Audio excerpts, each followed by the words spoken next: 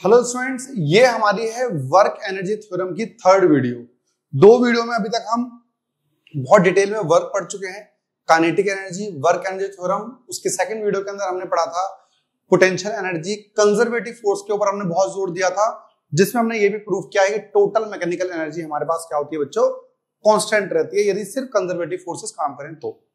इस वीडियो में हम बात करने वाले हैं कंजर्वेटिव फोर्स का ही अलग टाइप। कंजर्वेटिव फोर्स का अलग टाइप मतलब अलग एग्जांपल की बात कर रहे हैं हम। ये भी हमारे पास, जैसे आपने पढ़ा था, तीन कंजर्वेटिव फोर्सेस पढ़ी थी आपने। पहली हमारे पास थी ग्रेविटेशन, फिर हमने पढ़ी थी स्प्रिंग, और तीसरी हमने पढ़ी थी इलेक्ट्रोस्टैटिक। मैंने आपको बताया था थर्ड वाली हम पढ़ेंगे क्लास 12 के अंदर, और ये दो हम पढ़ रहे हैं इस चैप्टर के अंदर। एक चीज और, सेम डे तीसरी वीडियो हम शूट कर रहे हैं, और मोस्ट प्रोबेबली आज शाम तक आप सभी को ये वाली वीडियो मिल जाएगी। कल रात को हम मतलब 3 बजे सोए हैं, और सुबह 6 बजे उठकर 6:30-7 बजे से हमने दोबारा शुरू करा था, और ये तीसरी वीडियो है। आपको समझ में भी आ रहा होगा कि ये वीडियो मतलब ऐसा नहीं है सिर्फ क्लास में आप बैठ के बना रहे हो, इसके ऊपर जो राइटिंग है, क्वेश्चंस हैं, ये लिखने में बहुत टाइम लगता है। ठीक है, चलिए कोई नहीं, पर चीज ये है कि हमारा कमिटमेंट था कि आज पेपर से पहले हम वर्क एनर्जी मोस्ट प्रोबेबली खत्म कराएंगे, वो हम अपना काम कर रहे हैं। दूसरी चीज, हमारा यदि कॉलिजन वाली वीडियो नहीं आ पाती है तो आप सभी मुझे, जो भी हमें देख रहे हैं जिनका एग्जाम है 2-4 दिनों के अंदर, वो या तो कमेंट्स में मैसेज डाल दें, और या फिर मेरे पर्सनल नंबर पे मैसेज कर दें, मैं कॉलेजन वाले वीडियोस भी आपको शेयर कर दूंगा। ठीक है भाई। और आप सभी भाई लाइक नहीं करते, ये बड़ी समस्या है। 200, 250, 300 व्यूज होने के बावजूद लाइक से 10-12 कौन से पैसे कट जाएंगे आपके। पर एक चीज ये रहती है, जिस वीडियो पे लाइक ज्यादा होते हैं, आपकी जो यूट्यूब है वो ज्यादा रिकमेंड करती है कुछ लोगों को, तो आपका तो नुकसान नहीं होगा, शायद मेरा फायदा हो जाए। तो कोशिश किया करें कि लाइक बटन प्रेस कर दें। चलिए भाई, आते हैं टॉपिक के ऊपर, potential energy of a spring.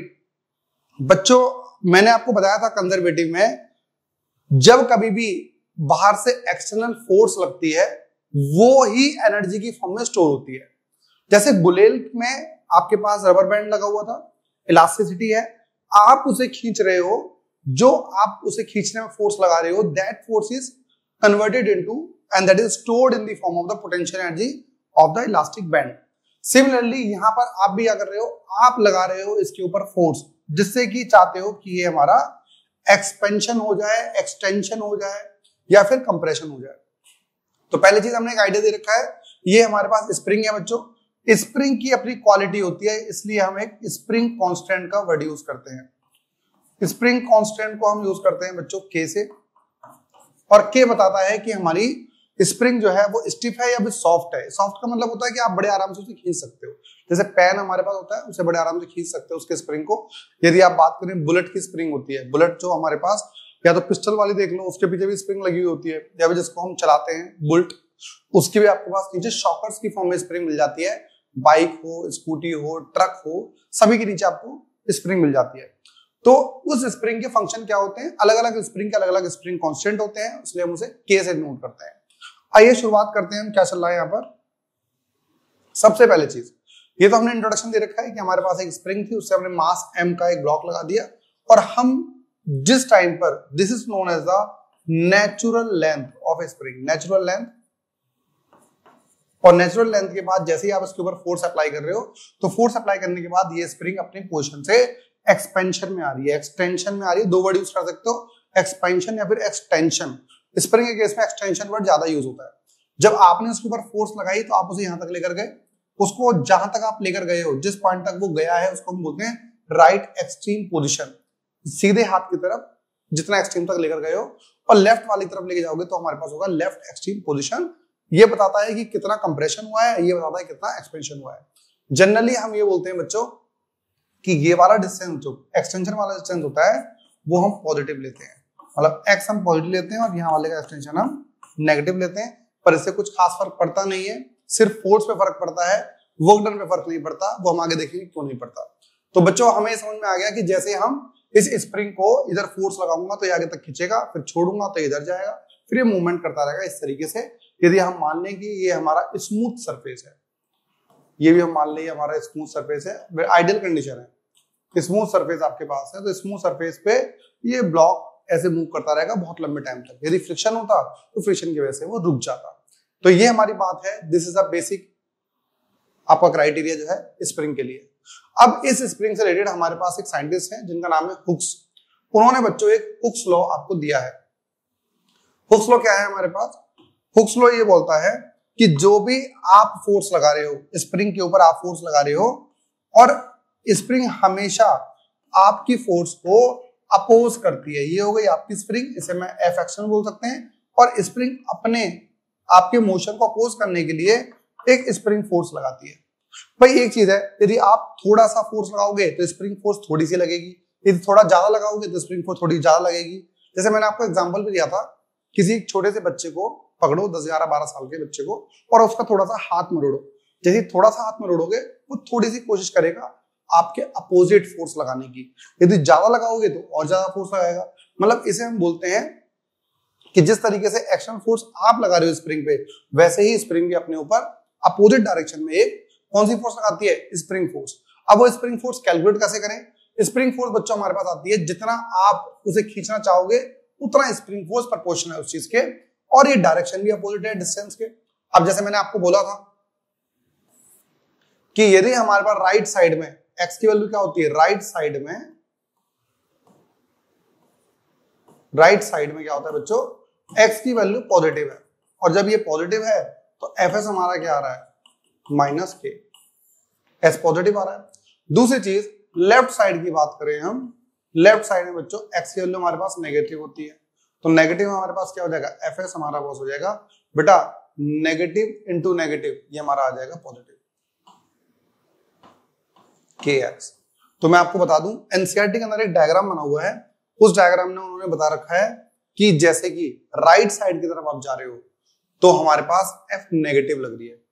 यहां पे आप जो देख रहे हो, यहां पर जो फोर्स है इस तरफ लगेगी, और which is negative. F x हमारे पास नेगेटिव आएगा, और यहाँ पे एफ एक्स जो हमारा आता है वो पॉजिटिव आता है, क्योंकि मैंने आपको बताया ये वाला लेफ्ट वाले को हम नेगेटिव साइन लेते हैं। एक्स की जितनी वैल्यू डालोगे वो सारी नेगेटिव आएंगी, और राइट साइड वाले में पॉजिटिव आती है, जिसकी वजह से एफ एस नेगेटिव हो जाता है। अब के, हमारी बात ये है व्हाट इज के को हमने बोला बच्चों दैट इज स्प्रिंग कांस्टेंट, और इसकी यूनिट निकालने की कोशिश करेंगे तो हमारे पास एक फॉर्मूला बनता है K is equals to F S by X, और ये हमारा न्यूटन में रहेगा और नीचे वाला हमारा मीटर में रहेगा, तो न्यूटन मीटर करके फोर्स लगाई जा सकती है। So negative sign of this F X is X opposite to the direction of X. तो ये जो एफ एक्स है, एफ एक्स की इक्वल टू माइनस के एक्स लिखा हुआ है, जो माइनस आया हुआ है वो माइनस ये शो कर रहा है कि स्प्रिंग फोर्स हमेशा डिस्प्लेसमेंट के अपोजिट डायरेक्शन में लगती है, इस तरीके से। ठीक है भाई। मेन चीज, सर के की वैल्यू कैसे कैसे आ सकती है, एक मैं एग्जांपल देके बताता हूं। सपोज मान लेते हैं हमारे पास एक स्प्रिंग है बच्चों, तो के की हमारे पास जो वैल्यू आ रही है, स्प्रिंग फोर्स सपोज 200 न्यूटन की लग रही है। ठीक है, स्प्रिंग को जब मैं खींच रहा हूं तो स्प्रिंग अपोजिट डायरेक्शन में 200 न्यूटन फोर्स लगा रही है, और जो वो एक्सपेंशन हुआ है उसके अंदर वो बच्चों 10 मीटर का हो गया है, मतलब 10 सेंटीमीटर मान सकते हो आप।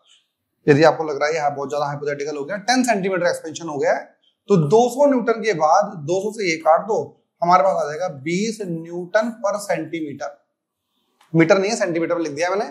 तो यहां पर हमारे इसकी वैल्यू क्या आ रही है कि 20। लेकिन बच्चों सेम केस हुआ, सपोज ये मान लेते हैं पेन की स्प्रिंग थी, पेन स्प्रिंग। दूसरी चीज हमारे पास आता है जैसे बुलेट स्प्रिंग हो गई, यहां पे के हमारा आ रहा है 200।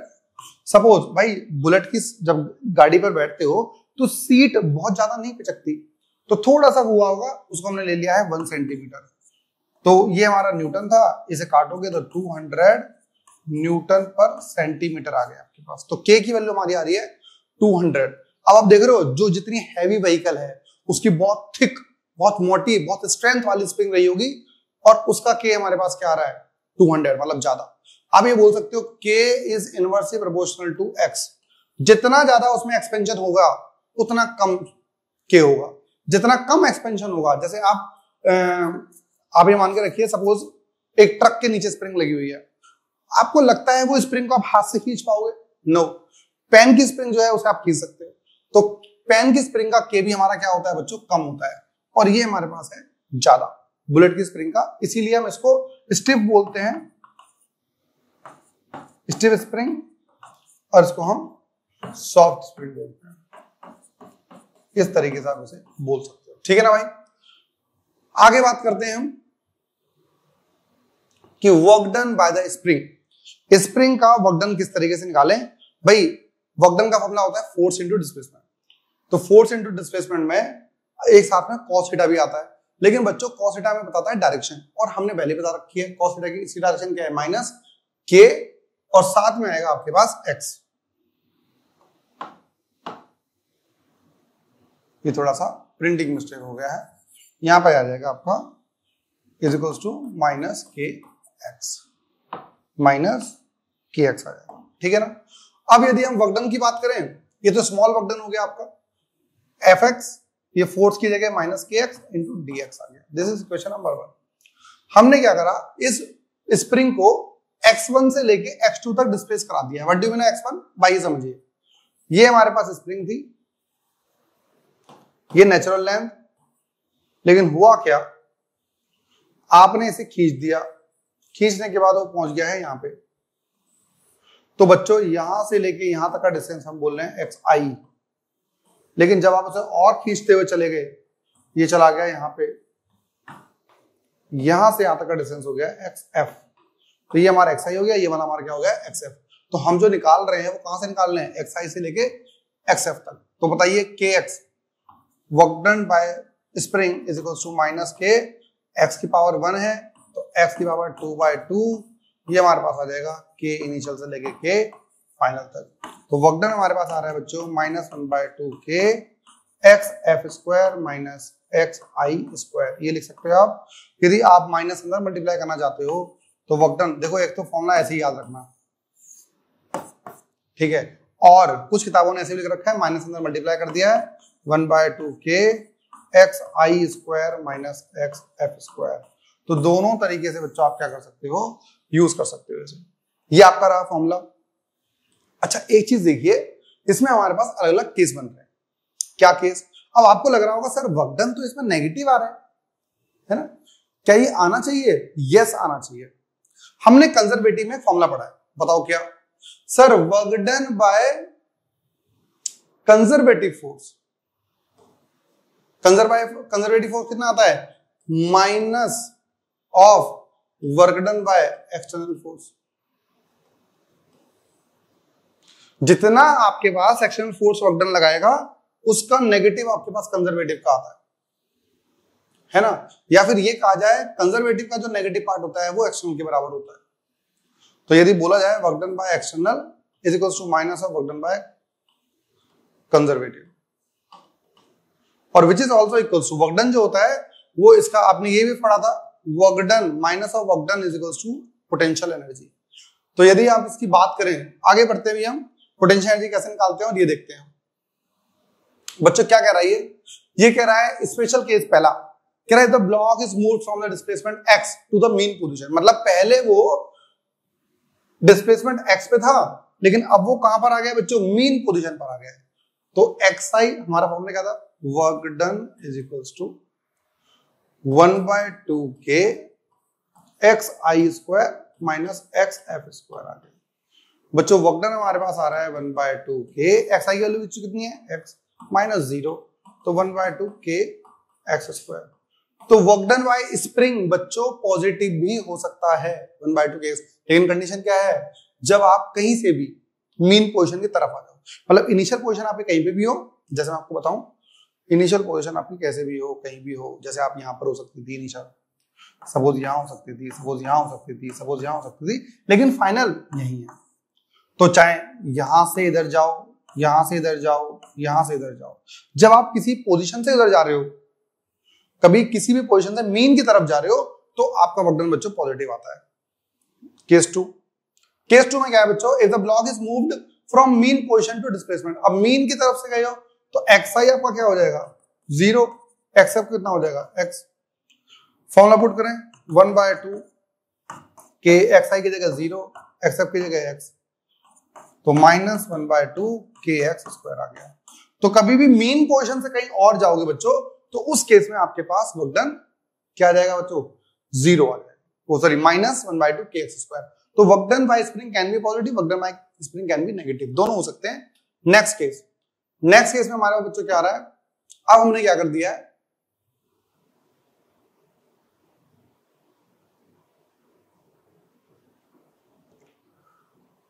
केस नंबर 3, बच्चों केस नंबर 3 में ये लिखा हुआ है कि जहां से आप चलना शुरू हुए थे वहीं पर आ जाओ।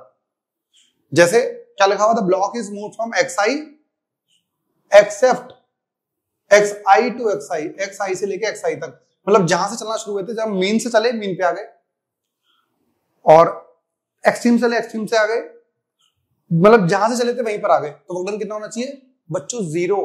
क्यों? Spring force is conservative force, और कंजर्वेटिव फोर्स में था जहां से आप चलते हो वहीं पे दोबारा आ जाते हो, तो work done by conservative force is 0। आइए फॉर्मूले में पुट करके देख लेते हैं।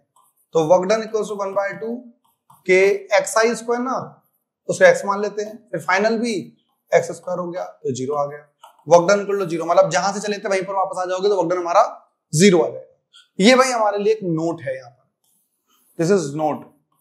क्या कह रहे हैं? The work done by the external force equal to the opposing to F has to be applied. The work done by the external force will be equal to the increasing potential energy of this. ये कह रहा है जितनी, जैसे कभी कभी हमारे पास एक सिचुएशन होती है जिसको हम बोलते हैं क्वासी स्टैटिक, तो क्वासी स्टैटिक का मतलब क्या है बच्चों? मतलब आप ब्लॉक को फोर्स तो लगा रहे हो लेकिन इतना धीमे धीमे लगा रहे हो जिससे कि आपके पास जितनी फोर्स स्प्रिंग फोर्स लग रही थी उतनी ही फोर्स आप अपोजिट डायरेक्शन में अप्लाई कर रहे हो। तो उस केस में हमारे पास जो work done by external force आएगा which is equals to 1/2 k x square.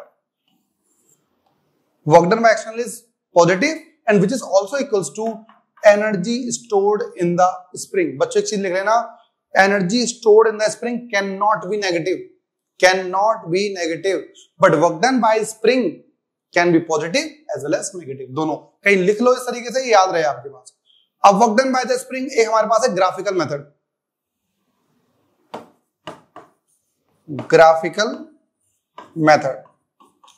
बच्चों ये क्या बोल रहा है ग्राफिकल मेथड? ग्राफिकल मेथड में बच्चों पहला काम मेरा ये है कि मैं f और x का ग्राफ बनाऊं। अब मैंने क्या करा ग्राफ बनाने के लिए, बच्चों सुनो, हमारे पास क्या है फंक्शन, हमारा फंक्शन है f is equals to minus के एक्स। मैंने क्या करा, x की वैल्यू 0 ले ली, x की वैल्यू 0 लूंगा तो f भी 0 आ गया, तो ये तो हो गया ये वाला पार्ट। फिर मैंने बच्चों x की वैल्यू -1, x की वैल्यू -1 मतलब ये रही, तो y की वैल्यू क्या आएगी? ये तो पॉजिटिव आएगी क्योंकि माइनस इंटू माइनस ये आ जाएगा प्लस के, तो मतलब y की वैल्यू पॉजिटिव आ रही है, ये हो गया। x की वैल्यू -2 ली तो पॉजिटिव आ रहा है, 3 ली तो पॉजिटिव आ रहा है, लेकिन x की वैल्यू जब मैं पॉजिटिव ले रहा हूं 1 ले रहा हूं तो k की वैल्यू कितनी आएगी? -k। मतलब कि इस ग्राफ को बनाने के लिए मैंने सिंपल वैल्यूज ली और इसे प्लॉट कर दिया। लेकिन बच्चों इस ग्राफ को देख के मुझे एक चीज याद आ रही है, जब कभी भी हम फोर्स और डिस्प्लेसमेंट ग्राफ देखते थे तो हमारे पास एक चीज आती है दिमाग में, बताओ क्या? सर जब कभी फोर्स ग्राफ देखते थे तो उसके अंदर का जो एरिया होता था वो हमें वर्क डन देता था, work done area under curve. बताओ इसका एरिया कैसे निकालेंगे भाई? Half base into height, simple. तो क्या लिखा हुआ है हमने? एरिया ऑफ ट्रायंगल कैसे निकालने बच्चों? Area of triangle OBA equal to half base into height. Base कितना है हमारे पास? AB, और हाइट कितनी है? बेस हमारा है OB और हाइट हमारी है AB। तो बच्चों AB ये वाली चीज क्या है? X, और ये क्या रिप्रेजेंट कर रहा है? फोर्स, और फोर्स किसके बराबर होगी? -kx के। तो फोर्स हमारी ये आ रही है -kx, और डिस्प्लेसमेंट हमारा बेस हमारा ये आ रहा है x है, दोनों को मल्टीप्लाई कर दिया, वर्क डन हमारा कितना आ रहा है बच्चों? -1/2 के xm, मतलब मैक्सिमम एक्सपेंशन या मैक्सिमम कंप्रेशन वाला चीज, ये चीज आ गई। तो बच्चों हमारे पास इसमें यदि मैं कभी आपसे बोलूं टोटल एनर्जी कभी आपको निकालना है, टोटल एनर्जी आपको निकालना है, कैसे निकालोगे? टोटल एनर्जी बच्चों आपके पास आएगी kinetic energy plus potential energy. Kinetic energy क्या होती है बच्चों? हाफ mv², पोटेंशियल एनर्जी इसकी हाफ kx²। मैंने आपसे बोला नेगेटिव कभी नहीं होगी, potential energy can not be negative. आपके पास क्या नेगेटिव होगा? Work done by spring will be negative. तो ये हमारा आ रहा है। यदि अब इसी तरीके से टोटल एनर्जी हम निकालते हैं अलग अलग जगह पर, बेटा एक्सट्रीम पोजीशन का मतलब होता है या तो लेफ्ट एक्सट्रीम या फिर राइट एक्सट्रीम। तो हमारे पास x की वैल्यू आएगी ±xm और वेलोसिटी आएगी 0। अब देखो मोशन होता कैसे वो समझो, ये रहा। अब देखो है क्या ना, आपने इस ऑब्जेक्ट को यहां तक खींचा खींच के लाके छोड़ दिया। अब होगा क्या, जब आपने खींचा होगा उसके पास सिर्फ एक एनर्जी होगी, कौन सी, पोटेंशियल। क्यों सर, क्योंकि पोटेंशियल का फॉर्मूला होता है half k x square, extension तो है, तो हाफ के एक्स स्क्वायर से आपके पास पोटेंशियल एनर्जी आ गई। लेकिन बच्चों इस पॉइंट पे पोटेंशियल के साथ साथ काइनेटिक कितनी होगी, जीरो। तो यहाँ काइनेटिक जीरो, फिर धीरे धीरे काइनेटिक एनर्जी बढ़ेगी और पोटेंशियल हमारी क्या हो जाएगी, डिक्रीज। क्यों, पोटेंशियल डिपेंड करती है एक्स के ऊपर। जब ये ब्लॉक यहां पहुंच जाएगा तो उसका एक्स कितना हो जाएगा, जीरो। तो यहाँ पे मिड पॉइंट पे यदि हम बात करें, मीन पोजीशन पर बात करें, पोटेंशियल एनर्जी बच्चों हमारी होती है जीरो और काइनेटिक एनर्जी हमारी होती है मैक्सिमम। किसकी बात कर रहे हैं हम, मीन पोजीशन की।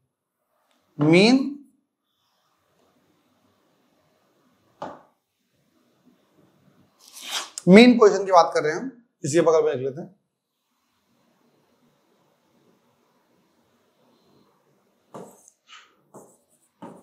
मीन पोजीशन, मीन पोजीशन मतलब एक्स की वैल्यू कितनी हुई है हमारे पास, जीरो।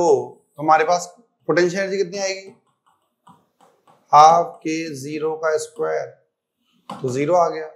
काइनेटिक एनर्जी बताइए बच्चों, वो हमारी आएगी half m v square, and that v is the velocity at that mean position. अब बात करते हैं अगले पोजीशन पे।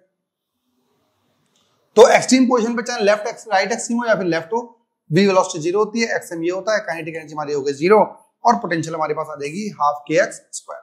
ठीक है भाई, ये हमारी आ गई है पोटेंशियल एनर्जी। मैक्सिमम वैल्यू हमारे पास आ जाएगी ये वाली, तो ये हमारी P है, U बोल सकते हो या फिर PE बोल सकते हो।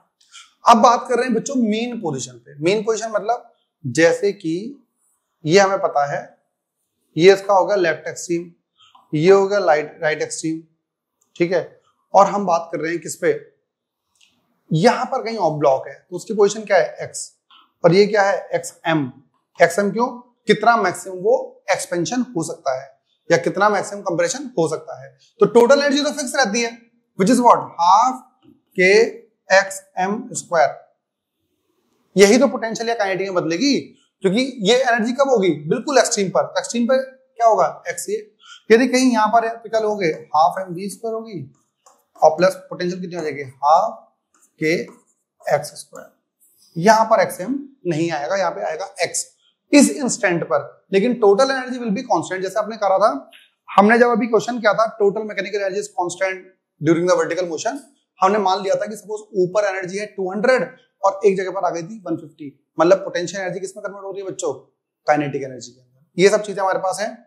आगे बात करते हैं हम एनर्जी के लिए। एक डायग्राम हमारे पास आया बच्चों, इसको यदि रिप्रेजेंट करना है तो अब आपको पता है काइनेटिक एनर्जी हमारे पास है half m v square, half m v square, ठीक है, काइनेटिक एनर्जी। और बच्चों हमारे पास है पोटेंशियल एनर्जी का फॉर्मूला है minus half k x square. वैसे तो ये हमारे पास प्लस होता है, वर्क डन की बात कर रहे हैं, एनर्जी तो हमारी प्लस ही रहेगी हाफ के एक्स स्क्वायर। लेकिन हमारे पास ये देख रहे हो पैराबोला बनने हैं, तो पैराबोला एक तो हमारे पास ये बनना है और एक हमारे पास ये बनना है। अब आपको पता कैसे चले कि सर कौन सा पैराबोला काइनेटिक का है, कौन सा पोटेंशियल का, मैं आपको बताता हूँ बच्चों। ऐसा है, यहां पर सेंटर पे एनर्जी जीरो है। बताइए सेंटर पे एनर्जी किसकी जीरो होती है, जल्दी बताओ फटाफट। सेंटर पे एनर्जी होती है पोटेंशियल की, ये पोटेंशियल का है। फिर धीरे धीरे बढ़ती है बढ़ती है बढ़ती है, कब तक, जब एक्सट्रीम पोजीशन पे आते हैं, जब एक्सट्रीम पोजीशन पे आते हैं। और काइनेटिक एनर्जी मीन पर मैक्सिमम होती है, तो ये वाली मीन पर मैक्सिमम है। ये एक्स की वैल्यू है, ये माइनस एक्स है और ये प्लस एक्स है। तो काइनेटिक एनर्जी मीन पे हमारी क्या होती है, मैक्सिमम, फिर धीरे धीरे कम होती रहती है और लास्ट में एक्सट्रीम पे जाके जीरो हो जाती है, और लास्ट में एक्सट्रीम पे जाके जीरो हो जाती है। तो बच्चों ये हमारी रही थ्योरी। जैसे मैंने आपको दो चीज याद रखनी है बस, work done by spring force can be positive and negative, but work done by what, potential energy of the spring can not be negative, वो हमेशा पॉजिटिव ही रहेगा। वर्क डन क्यों पॉजिटिव नेगेटिव लेंगे हम, कब लेंगे, जब हम वर्क एनर्जी थ्योरम लगाएंगे। तो जब कंजर्वेशन ऑफ एनर्जी लगा रहे होंगे तो कभी हमारे पास नेगेटिव नहीं आएगा। अब हम बात करते हैं बच्चों न्यूमेरिकल्स की। बच्चों अभी तक हमने कर ली है थ्योरी, अब हम बात करते हैं न्यूमेरिकल्स के बारे में। और पहला क्वेश्चन करने से पहले हम बात करते हैं कुछ न्यूमेरिकल्स के लिए यूज किए जाने वाले फॉर्मुलेस की। तो बच्चों पहला हमारे पास है work done by spring force का फॉर्मूला हमारे पास ये है 1/2 k xi square minus xf square. लेकिन एक बात मैं बता दूं, यदि कभी आप किसी स्प्रिंग को स्ट्रेच करते हो तो स्ट्रेच के लिए आपको एक्सटर्नल फोर्स की जरूरत पड़ती है, और आपको पता है external work done minus of spring work done के है, तो माइनस मल्टीप्लाई करोगे तो हमारा आ जाएगा 1/2 के XF square minus XI square. ये फॉर्मूला हमारे पास रहने वाला है एक्सटर्नल फोर्स की वजह से। ये पता है हमें एक्सटर्नल फोर्स का जो वर्क डन होता है वो कंजर्वेटिव फोर्स के अपोजिट होता है, ठीक है।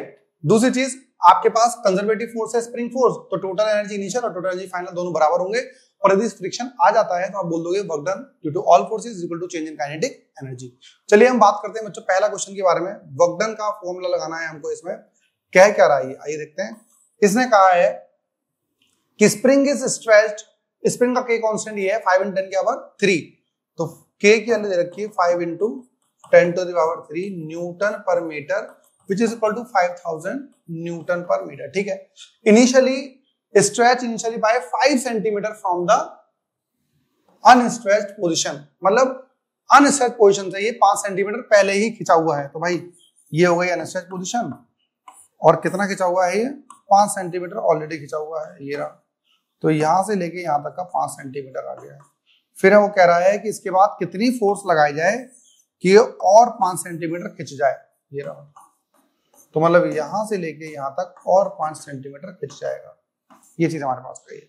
तो बच्चों XI कितना हो गया, यहां से पता लगा हमें कि XI है, ये कहां से आ रहा है भाई, ये क्या हमारा दिस इज XI। तो बच्चों XI की वैल्यू है 5 सेंटीमीटर और XF की वैल्यू कितनी है 10 सेंटीमीटर, ये हमारे पास है, ठीक है ना बच्चों। तो ये हमारे पास आ रहा है। अब हम बात करेंगे वर्क डन बाय एक्सटर्नल ना, तो एक्सटर्नल का फॉर्मूला कितना होता है 1/2 के XF square minus XI square, value put कर दो 1/2 5000, XF कितना है 10 बाय क्या लिखें भाई, इसे 10/100 लिख लें क्या, ठीक है 10/100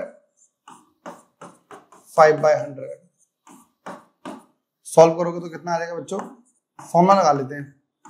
कौन सा वाला सर, अरे ये वाला a square minus b square equals to a plus b into a minus b, multiply करनी है 10/100 और ये 10/100 प्लस 5/100 प्लस मल्टीप्लाई 10/100 माइनस 5/100, ये आ रहा है। तो बच्चे से सॉल्व करेंगे तो कितना आ जाएगा, work done is equals to 1/2 5000 15/100 5/100।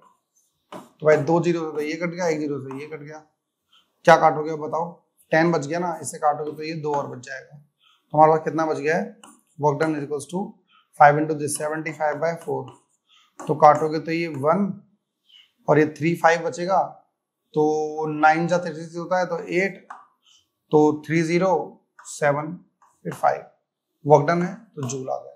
18.75 पूछ कर क्या आ रहा है, आइए आंसर चेक करते हैं। 18.75 न्यूटन मीटर, न्यूटन मीटर, अच्छा फोर्स इनटू डिस्प्लेसमेंट वाला दे रखा है उन्हें, ठीक है। नेक्स्ट बच्चों हमारे पास एक एज इट इज क्वेश्चन है ये वाला, जिसमें सेम क्वेश्चन है।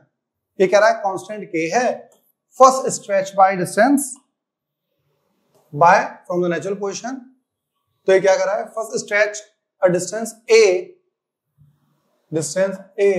From the mean position and then further by b। तो बच्चों पहले वो ऑलरेडी a डिस्टेंस से स्ट्रेच था, जैसे हमारा लास्ट क्वेश्चन में 5 सेंटीमीटर स्ट्रेच था, तो बच्चों हमारा XI कितना हो गया a, XF कितना हो गया a प्लस b।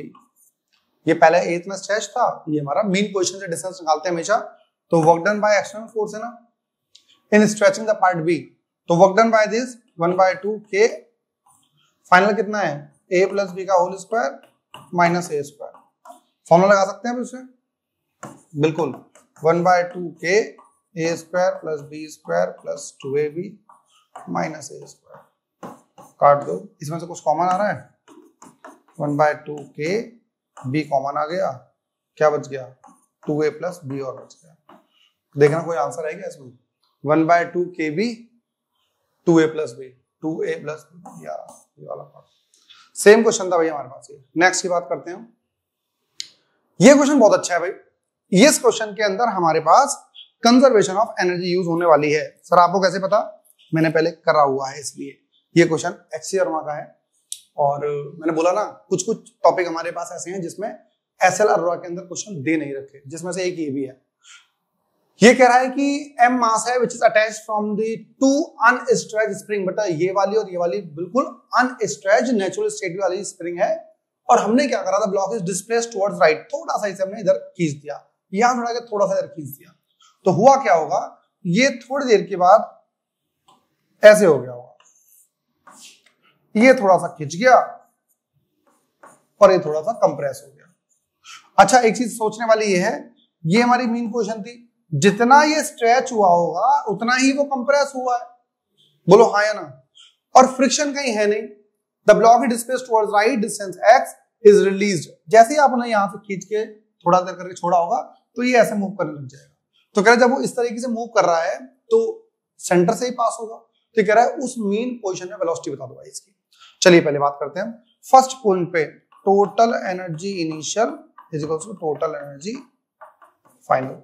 क्या करना है सर, बेटा जब ये थोड़ा सा इधर स्ट्रेच हुआ है राइट साइड में, तो ये डिस्टेंस कितना आ गया है x, तो इनिशियली क्या हुआ होगा, दोनों का केस सेम है, तो पहला तो लेफ्ट वाले में एक्सटेंशन हुआ तो उसकी एनर्जी आ गई 1/2 k x², वहां पे कंप्रेस हुआ उसकी आ गई 1/2 k x²। बेटा जब ये मीन पोजीशन से पास होगा ना, मीन से, उस टाइम पे ना तो इधर कंप्रेशन होगा ना इधर एक्सटेंशन होगा, तो x की वैल्यू कितनी आ जाएगी हमारी 0, तो सिर्फ कौन सी एनर्जी होगी 1/2 mv² वाली। तो क्या करें, 1/2 काट दो, 2k x² आ गया इज इक्वल्स टू mv² आ गया। हमें चाहिए क्या बच्चों, हमें चाहिए वेलोसिटी, तो वेलोसिटी कैसे निकालें, 2k x² by m under root is equals to v। तो कैसे निकालेंगे, x बाहर निकाल लो, under root 2k by m आ गया इज इक्वल्स टू v आ गया। क्या ये फॉर्मूला कहीं दे रखा है, x into under root 2k by m sorry. बच्चों नेक्स्ट क्वेश्चन देखते हैं। अब हमारे पास है, ये कह रहा है कि स्मूथ ट्रैक है भाई, आपके पास 40 ग्राम का एक ब्लॉक है, 40 ग्राम का एक ब्लॉक है आपके पास, और इस 40 ग्राम के ब्लॉक को आप ऊपर से नीचे फेंक रहे हो, स्लाइड करा। अब होगा क्या, ध्यान सुनना, जब आप जैसे यहां से स्लाइड करना शुरू करोगे तो बच्चों पोटेंशियल एनर्जी होगी उसके पास सिर्फ, अब जैसे से नीचे आता रहेगा पोटेंशियल एनर्जी कम होती रहेगी और काइनेटिक एनर्जी बढ़ती रहेगी। जब वो बिल्कुल नीचे आ जाएगा इस टाइम पे सिर्फ कौन सी एनर्जी होगी, काइनेटिक, क्योंकि पोटेंशियल 0 हो चुकी होगी, हाइट 0 है। अब ये जैसे ही इससे टकराएगा उस टाइम पे स्प्रिंग इजीली तो कंप्रेस होगी नहीं, तो वो ब्लॉक की स्पीड धीरे धीरे कम करती रहेगी, और एट द लास्ट जाके जब वो मैक्सिमम कंप्रेशन होगा उस टाइम पर जाके क्या हो जाएगा बच्चों, काइनेटिक एनर्जी बिल्कुल गायब हो चुकी होगी। तो हम ये लिख सकते हैं total energy initial is equal to total energy final, क्योंकि किसकी बात कर रहे हैं बच्चों, हमारे पास कोई भी बिल्कुल भी एनर्जी स्टार्टिंग में नहीं थी, और ये सॉरी स्मूथ सरफेस था हमारे पास। तो बताइए इनिशियल एनर्जी कितनी होगी, mgh, और बाद में हाफ k x²। तो m की जगह बेटो 40 ग्राम है, 40/1000 कर देते हैं, g की वैल्यू 10 ले लेते हैं, h हमारे पास कितना है 5, 1/2 k की वैल्यू दे रखी है बच्चों हमारे पास 400 होगी, जरा देखना, हाँ, और हमें निकाली है x²। बच्चों देखना क्या कट रहा है हमारे पास, भाई 2 0 तो ये रहे, 1 0 1 0 1 0 1 0, ठीक है, 4 इंटू दिस 20 आ गया, 20/10 आ गया, इंटू 2 ले आओ अपॉन 400 ले आओ इज इक्वल टू x² आ जाएगा। बच्चों 1 0 से एक और कट गया, 2 इंटू 2 4 आ गया, तो हमारे पास आ गया है 4/400 इज इक्वल टू x²। काट दोगे तो कितना आ जाएगा, इसकी वैल्यू आ जाएगी 1/100, ठीक है ना, अंडर रूट में, क्योंकि अंडर रूट में क्या करोगे, ये आ जाएगा 1/10 what is that metre which is equal to 10 centimetre, ये हमारे पास आ गया। इस तरीके से फाइंड कर सकते हो क्वेश्चन को। अगली बात करते हैं क्वेश्चन की। बच्चों ये क्वेश्चन कह रहा है कि एक ब्लॉक है जिसका मास है m और v नॉट वेलोसिटी से भागता हुआ आ रहा है, moving the horizontal smooth surface hits the spring with constant k, maximum compression बताना है। सिंपल सी बात है, स्टार्टिंग में कौन सी एनर्जी थी, हाफ mv², और फिर क्या हो गया हाफ k x², क्या निकालना है, मैक्सिमम कंप्रेशन निकालना है ना, तो भाई इससे ये कट गया है, x निकालना है, mv0² k equal to x², तो v नॉट बाहर आ गया, अंडर रूट m/k आ गया है which is x, maximum compression आ गया, v नॉट कितना आ रहा देखना, v नॉट बाहर है और m/k है,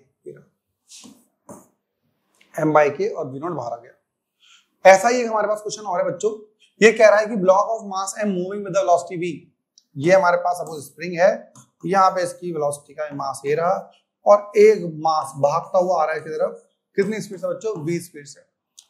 लिखा हुआ है कहीं भी?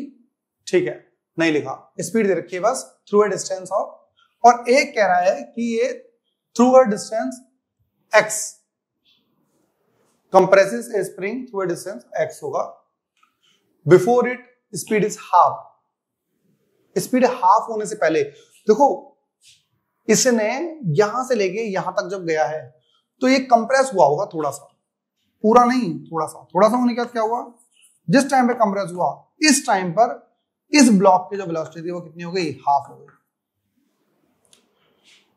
तो मतलब कि हुआ क्या कि इनिशियली सिर्फ इसके पास एनर्जी थी कितनी, हाफ m v स्क्वायर, लेकिन जब ये कंप्रेस हुआ कितना, आधा, मतलब हमें कंप्रेशन बताना है कितना हुआ होगा कि जब उसकी वेलोसिटी हाफ हो गई, तो मतलब इस टाइम पर इसके पास स्प्रिंग में भी एनर्जी है और इसके पास भी बची है काइनेटिक, तो इसके पास हाफ m v बाय 2 का होल स्क्वायर, इसके पास भी एनर्जी है, मतलब इसके half plus half k x square.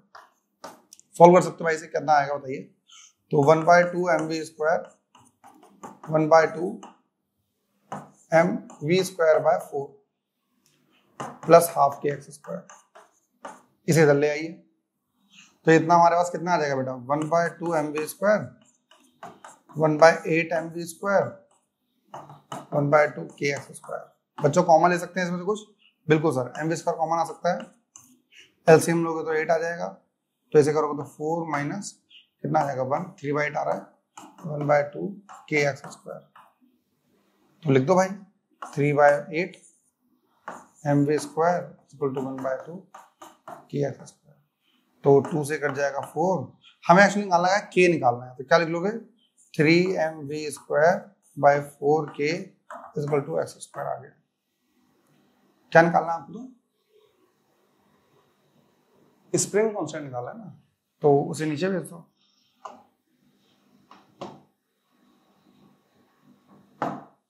तो होगा क्या, किसे लेके चाहिए ना, k को नीचे भेज दो, 4k 4x square is equal to k निकालना, ये फॉर्मूला आ गया। आपको सिर्फ इससे ये समझना है, this is a purely example of total initial energy और टोटल फाइनल एनर्जी, मतलब वर्क डन आपके पास क्या होगा, एक ही वाला क्वेश्चन। यहां पर भी हमारे पास क्या हुआ है, एक ब्लॉक है, एक स्प्रिंग के ऊपर एक बॉक्स रखा हुआ है और एक h हाइट से हम एक चीज को फेंक रहे हैं, थ्रो नहीं कर रहे, ड्रॉप कर रहे हैं। हम मान लेते हैं बच्चों कि यहां से जो ये लेवल था उस पॉइंट पे हमारी पोटेंशियल एनर्जी 0 है, तो initially total energy initial equal to total energy final, ये तो होगा। इनिशियल एनर्जी बताइए बच्चों कितनी होगी, इनिशियल हमारे पास सिर्फ स्प्रिंग तो अनस्ट्रेच्ड है, सिर्फ इसके पास होगी कितनी, mgh। अब थोड़ी देर के बाद क्या हो गया, ये थोड़ा स्ट्रेच हो गया है, कंप्रेस हो गया है, तो स्प्रिंग के अंदर एनर्जी आ गई होगी हाफ के एक्स स्क्वायर। भाई स्प्रिंग में एनर्जी तभी आती है या तो वो कंप्रेस हुआ हो या फिर एक्सपेंड हुआ हो। जब आपने इसके ऊपर ब्लॉक को छोड़ा है, छोड़ने के बाद जब ये गिरा तो इसने कंप्रेस कर दिया उसे, कितना, x। अब जब ये x कंप्रेस हुआ तो ब्लॉक भी यहीं आ गया होगा, ब्लॉक भी तो यहीं आ गया होगा ना, तो ब्लॉक भी x हाइट नीचे चला गया, तो ब्लॉक के पास भी क्या आएगी, माइनस mg। बात समझ में आई, the platform is depressed by distance of x। तो बच्चे ये माइनस लिखा हुआ है हमारे पास, माइनस पे लिया हो तो कितना हो जाएगा, mgh plus mgx half k x square, mg common ले लो, h प्लस x आ गया, 2 से मल्टीप्लाई कर लो, एक्स स्क्वायर आ गया इक्वल टू k आ गया, सिंपल सी चीज। अब तो अभी कमांड आ जानी चाहिए, सर मुझे ये बताइए फ्रिक्शन है या नहीं, नहीं है, टोटल एनर्जी इनिशियल फिर टोटल एनर्जी फाइनल, बहुत ही इंपॉर्टेंट फॉर्मूला है इस चीज का भाई। ये हमारा एसएल अरोरा क्वेश्चन है। क्या बोल दिया भाई इन्होंने ये कह दिया है कि the spring in this figure, if spring constant 24 है, मास ऑफ द ये दे रखा है, block is at rest initially, spring unstretched, horizontal friction surface है, कांस्टेंट 10 है, if constant horizontal force of 10 newton is applied, then what is the speed of the block when it's moved by the 0.5 metre. देखो इसमें क्या होगा, इसमें जैसे ही ये spring 0.5 centimetre stretch होगी, ये आ गई यहां पर,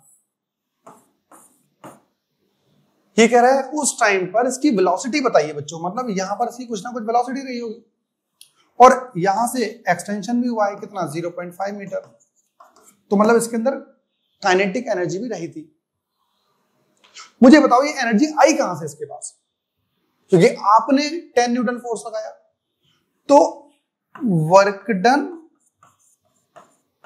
ऑन द स्प्रिंग या block is equals to kinetic energy आ गई ब्लॉक में और पोटेंशियल एनर्जी आ गई।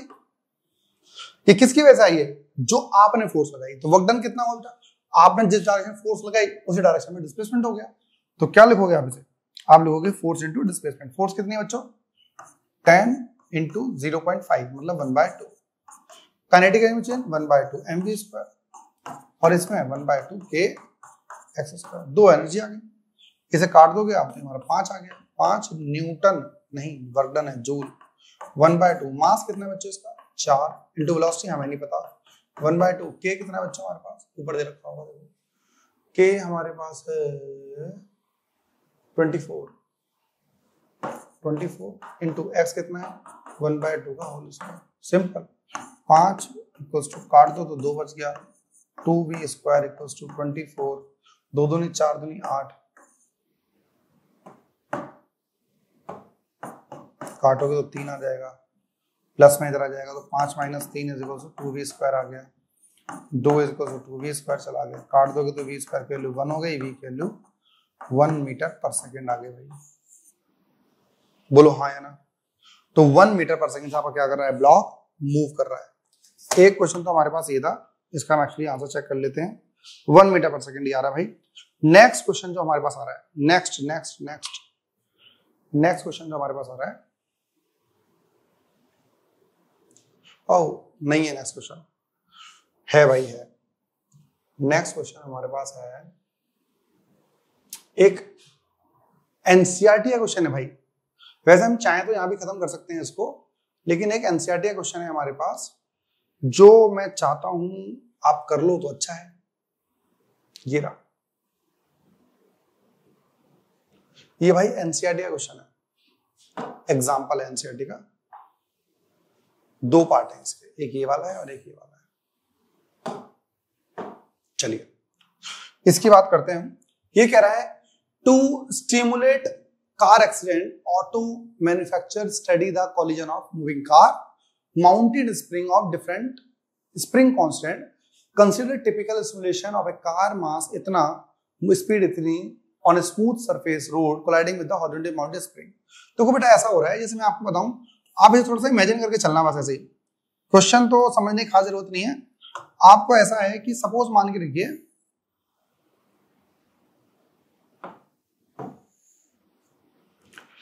आपकी कार यहां चल रही है, बेटा मैं कार बना रहा हूं इतना बढ़िया तरीके से, और यहां से कार भी चल रही है दूसरी वाली, इस कार के पीछे स्प्रिंग लगी हुई है, ठीक है ना। तो कार एक्सीडेंट बहुत हो रहे हैं, लोगों ने क्या करना शुरू कर दिया, या तो ये कर दो या फिर आगे स्प्रिंग लगा दो, ये भी हो सकता है, ये भी हो सकता है कि ये हमारे पास है, यहाँ पे कुछ चीज खड़ा हुआ है, ये हमारे पास स्प्रिंग है और यहां से कार आ रही है और इससे आके टकरा जाती है। बहुत सारे केस बन सकते हैं हमारे पास, मैं इस क्वेश्चन की बात नहीं कर रहा हूं, इसमें क्वेश्चन में क्या कर रहा है, बहुत सारे केस हो सकते हैं जिसमें हम सोच सकते हैं। तो हुआ क्या है, पहले इसके पास भाई वेलोसिटी थी, फिर जब इसे टकराया होगा तो उसमें सिर्फ कंप्रेशन हुआ होगा, ठीक है। तो मतलब पहली जो काइनेटिक एनर्जी थी इसके पास वो किस में कन्वर्ट हो गई, जब स्प्रिंग कंप्रेस होगी तो half k x square, simple सी चीज। एम कितना है इसका 1000, वेलोसिटी कितनी थी 18 किलोमीटर पर आवर थी ना, तो 18 इंटू 5/18 कर लोगे तो हमारे पास 5 मीटर पर सेकंड आ जाता है, तो 5 का स्क्वायर आ गया। के भी रखा है क्या, के स्प्रिंग कांस्टेंट दे रखा है हमारा 6.25, 6250, 3 जीरो है ना, 2 जीरो ये हो गया, 0 आ गया, ठीक है, इंटू एक्स स्क्वायर, ये आ गया बच्चों। अब इसे काटोगे तो 1000 इंटू 5 इंटू 5 25, इसे काटोगे तो 625 है ये, इंटू 10 एक्स की पावर स्क्वायर। अच्छा एक काम और कर सकते हैं, वैसे ये एक्स की पावर 3 था ना, 10 की पावर 3, तो इसे वैसे ही काट देते हैं। चलो कोई नहीं, ये हमारे पास ऐसे कट गया, और आप ऐसे क्या लिख सकते हो, 25 से काटो तो 25 आ जाएगा, ये ऐसे काटो तो 4 आ जाएगा, ये एक्स स्क्वायर बच्चों 4 सेंटीमीटर आ गया। 4 सेंटीमीटर या मीटर रहा होगा, सब कुछ था ना मीटर में था। हाँ 4 मीटर है, 4 मीटर, और एक्स की वैल्यू आ गई 2 मीटर। मतलब कि 2 मीटर वो क्या हो गया बच्चों, कंप्रेस हो जाएगा यदि ऐसा होता है तो। लेकिन एक अगला वाला जो पार्ट है भाई, उसमें उसने कह दिया कि सर एक काम करो, last question by taking the coefficient of friction, mu ले लो इसमें। अब क्या होगा, अब तो इसका सिंपल सा तरीका होता है भाई। सिंपल तरीका क्या है, work done due to all forces is equals to, बोलो बोलो, change in kinetic energy half m v square minus half m u square. Maximum compression निकालना भाई। तो वर्क डन ड्यू टू दो फोर्सेस होगी। वर्क डन कौन कौन सा कर रहा होगा भाई, एक तो वर्क डन बाय फ्रिक्शन हो रहा होगा, और एक वर्क डन बाय स्प्रिंग हो रहा होगा, इज इक्वल्स टू भाई पहले वाली एनर्जी तो हमें दे रखी है, पहले वाला कितना है, हाफ फाइनल।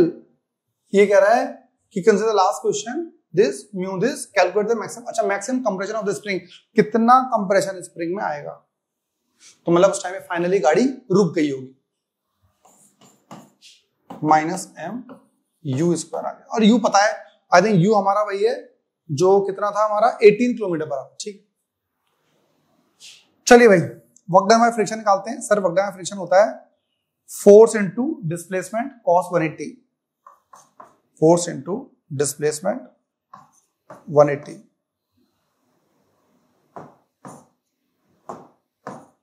cos 180 माइनस होता है। मतलब सर स्प्रिंग का भी हमने देखा था, क्या हो रहा है, फाइनल से 0 आ रही है, माइनस के एक्स स्क्वायर, 0 से फाइनल जा रही है, एक्स इनिशियल हमारा 0 है, तो हमारा फॉर्मूला था ना ये वाला, work done by spring is equal to 1/2 k XI square minus 1/2 के एक्सएल स्क्वायर, है ना। इनिशियली तो मीन से चला, फिर कंप्रेस होना शुरू हुआ, फिर फाइनली तो ये 0 हो जाएगा, तो सिर्फ ये वाला फॉर्मूला माइनस के स्क्वायर, यहां भी माइनस आ जाएगा, और माइनस एम यू स्क्वायर है।